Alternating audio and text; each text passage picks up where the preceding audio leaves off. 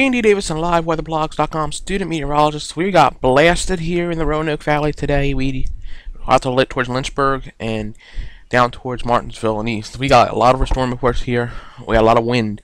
Countywide, Bedford County, the county I live in, we got trees down all over the place. Forest, Good.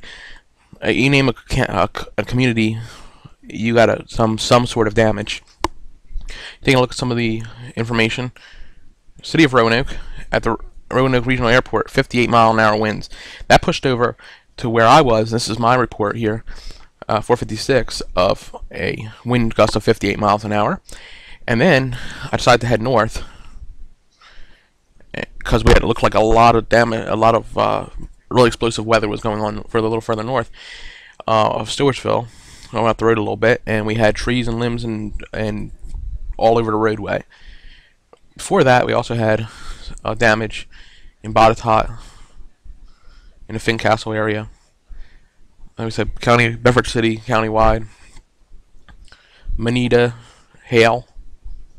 That's kind of out of the blue, but it was storms that were starting to get their act together pretty good here. So overall, today was a pretty busy day here in the Roanoke Valley for severe weather. No tornadoes as of this hour, but you can see a clustered area of hail reports and some wind up here, and the majority of our wind reports are down here.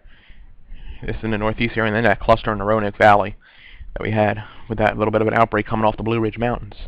So far, 136 reports.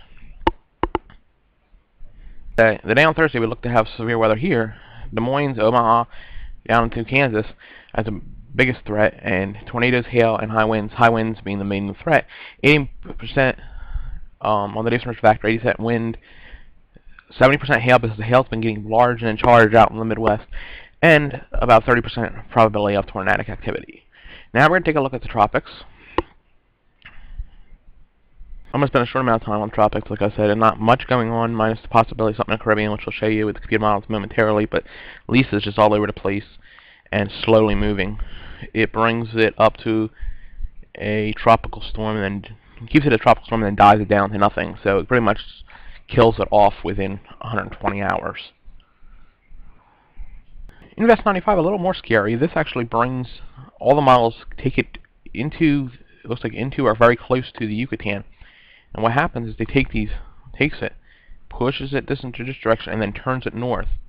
Problem there, what's north? The Gulf of Mexico, Florida, the Gulf Coast here. Areas we would have to watch out for if this actually comes to fruition.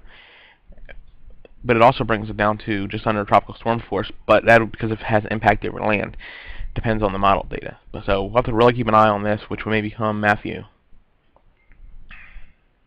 Roanoke Valley forecast near record highs tomorrow, 93 degrees, 92 Friday, 83 with a slight chance of showers in the afternoon on Saturday, 73 on Sunday with a chance of showers, a little bit better into Sunday night. The low is going to be around 60 to the mid-60s for the next 2 nights, and then into the lower 60s or upper 50s for the rest of the time. And for the triad, thunderstorms ending 68, 94 Thursday, 92 Friday, chance of thunderstorms on Saturday, 90, mostly cloudy on Sunday, 77, and lows mainly in the 60s. So, taking a recap of what we have, keep an eye out. Still in the Philadelphia area where we have storms still moving through. They should clear out. Roanoke Valley got some hit. I'm going to try to get some pictures and together and put a blog in later. And the Midwest has a tornado watch. Other than that, D&D Davis and LiveWeatherBlogs.com.